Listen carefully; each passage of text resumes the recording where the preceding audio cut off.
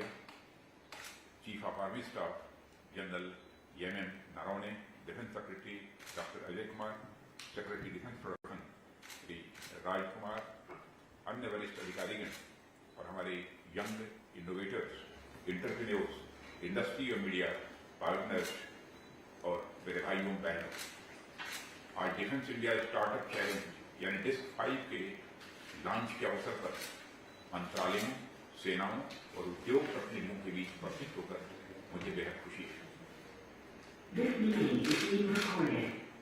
जिस समय हमारा देश अपनी स्वाधीनता की 75वीं वर्षगांठ मना रहा है, उस समय स्वदेशी तकनीकों और इनोवेशन को समर्पित डिस्क 5 की लॉन्चिंग कर हम रक्षा क्षेत्र में स्वाधीनता की ओर एक और कदम आगे बढ़ा रहे हैं।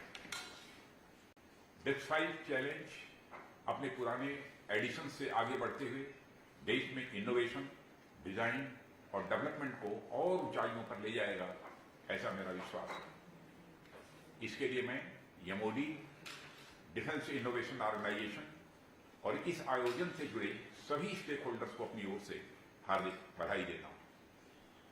साथियों, आज पूरी दुनिया का सिक्योरिटी सिनेरियो बड़ी तेजी से बदल रहा है। इसकी वजह से हमारी राष्ट्रीय सुरक्षा की चुनौतियां भी स्वाभाविक रूप से बढ़ रही हैं और कॉम्प्लेक्स भी होती जा रही है। विश्व की जियोपॉलिटिकल परिस्थितियों में लगातार परिवर्तन भी आ रहे हैं और हम अपने पड़ोसी देश की स्थिति देख ही रहे हैं। कब कैसी खबर आ जाए, इसके बारे में कुछ कहा नहीं जा सकता। इन परिवर्तनों से हमारा देश भी इनसे अछूता नहीं है। ऐसे में एक राष्ट्र के रूप में अपनी सुरक्षा के लिए किसी दूसरे पर निर्भर रहना, यह हमें स्वीकार नहीं हो सकता। आज के समय में कौन हमारा मित्र है और कौन शत्रु, इस तक की पहचान करना भी यह कोई आसान काम नहीं है। इसलिए आवश्यक है कि हम न केवल मजबूत, आधुनिक और सुसज्जित सेनाएं तैयार करें, बल्कि साथ ही अपनी डिफेंस इंडस्ट्री भी तैयार करें जो उतनी ही मजबूत, कैपेबल और सबसे महत्वपूर्ण पूरी तरह से आत्मनिर्भर। इस दृष्टिकोण से देखने पर हम पाते हैं कि आईडेक्स हमें एक ऐसा प्लेटफॉर्म देता है जहां government, services, think tanks, industry, startups और इनोवेटर्स एक साथ मिलकर काम करते हैं और हमारे डिफेंस और एरोस्पेस सेक्टर को नई ऊंचाइयों पर ले जाते हैं। डिफेंस इंडिया स्टार्टअप चैलेंज और ओपन चैलेंजेस हमारे युवाओं को और इंटरप्रेन्योर्स को अनेक अवसर प्रदान करते हैं। इसके माध्यम से वे भारत की साइंस, टेक्नोलॉजी और रिसर्च की क्षमता को उजागर कर डिफेंस इनोवेशन और कैपेबिलिटीज को एक नई दिशा दे सकते हैं। साथियों, तेजी से बदल रही दुनिया में टेक्नोलॉजी के प्रयोग और भारत से हम अच्छी तरह परिचित हैं। इसके कारण देश दुनिया में प्रायः सभी क्षेत्रों में तेजी से बदलाव आ रहा है।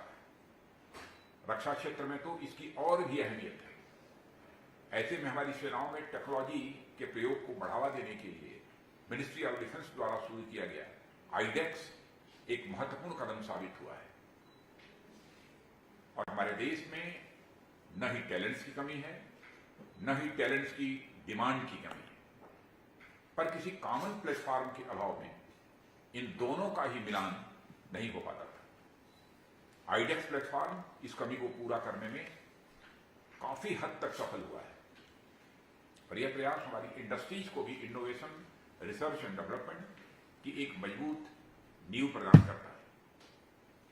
आईडेक्स जैसी पहल हमारे युवा, एकेडमिक जगत, रिसर्च एंड डेवलपमेंट, स्टार्टअप्स और हमारी सेनाओं के बीच एक कड़ी बनाती है। जैसा कि आप लोग जानते हैं कि इसके अंतर्गत सेनाओं और हमारी डिफेंस पब्लिक सेक्टर अंडरटेकिंग्स और ऑर्डिनेंस फैक्ट्री बोर्ड द्वारा फेस की जा रही समस्याओं की पहचान की जाती है और उनका समाधान खोजने के लिए उन्हें डिस्क के रूप में इंटरप्रेन्योर्स, एमएसएमईज, स्टार्टअप्स और इनोवेटर्स के सामने लाया जाता है। आईडेक्स फॉर फौजी भी इसी तरह की पहल है जो हमारे सर्विस पर्सनल को इन क्षेत्रों में अपना टैलेंट दिखाने का एक अवसर प्रदान करती है। यानी अपनी समग्रता में यह हमारी आत्मनिर्भरता के लक्ष्य को प्राप्त करने में लगातार सहायक बन रहा है। साथियों, आज डिस्क 5 का लॉन्च होना आत्मनिर्भरता की ओर रक्षा के क्षेत्र में रक्षा क्षेत्र के बढ़ते हुए कदम और युवाओं और उद्यमियों में डिस्क की लोकप्रियता को एक साथ दर्शाता है। डिस्क का हर एडिशन पिछले अपने एडिशन से कहीं अधिक व्यापक है और प्रॉब्लम स्टेटमेंट्स में विविधता के लिए वे होता है। हम सबने भी देखा इस बार इन चैलेंजेस की संख्या 35 है, जो अब तक के किसी भी एडिशन से सर्वाधिक है। और इसमें situational awareness, augmented reality, artificial intelligence, aircraft trainer, non lethal devices, 5G network, under water domain awareness, drone, swarms, data capturing जैसे एरिया से महत्वपूर्ण मॉडर्न और फ्यूचरिस्टिक प्रॉब्लम स्टेटमेंट्स भी शामिल हैं। इतनी बड़ी संख्या में प्रॉब्लम स्टेटमेंट्स पिछले एडिशंस की सफलता और डिस्क पर इंटरप्रेन्योर्स और वैज्ञानिकों का विश्वास दिखाता है। मुझे ये कहते हुए खुशी होती है कि DAP 2020 के अंतर्गत होने वाली खरीदारियों में अब आईडेक्स को भी शामिल कर लिया गया है। मंत्रालय ने करंट फाइनेंशियल ईयर के लिए इस तरह की खरीदों के लिए पूरे 1000 करोड़ रुपए आवंटित किए हैं, लेकिन मैं समझता हूं कि इसको और अधिक बढ़ाने की आवश्यकता है। साथ ही डिफेंस और एरोस्पेस सेक्टर में इनोवेशन को बढ़ावा देने और 300 से अधिक स्टार्टअप्स को सपोर्ट करने के लिए अगले 5 वर्षों में लगभग 500 करोड़ रुपयों का बजट अभी अनुमोदित किया गया है। और देश भर के एक्सपर्ट्स और इनोवेटर्स के टैलेंट को हार्नेस करने के विजन से आईडेक्स अगले 5 वर्षों में आज की अपेक्षा 5 गुने स्टार्टअप्स को सपोर्ट करेगा। आईडेक्स का लक्ष्य प्रगति की गति को बढ़ाना, लागत को घटाना और प्रोक्योरमेंट को समयबद्ध तरीके से पूरा करना यह है। इसके लिए हमें आइडेंटिफाई, इंक्यूबेट, इनोवेट, इंटीग्रेट एवं इंडिजिनाइज यानी 5 I's की मूल धारणा को अपनाना ही होगा। और इसी प्रकार निजी क्षेत्र के साथ पार्टनरशिप, टेक्नोलॉजी ट्रांसफर और 200 से अधिक आइटम्स के इंपोर्ट पर प्रतिबंध आज भी हमारी आत्मनिर्भरता की ओर बढ़ाए गए कदम।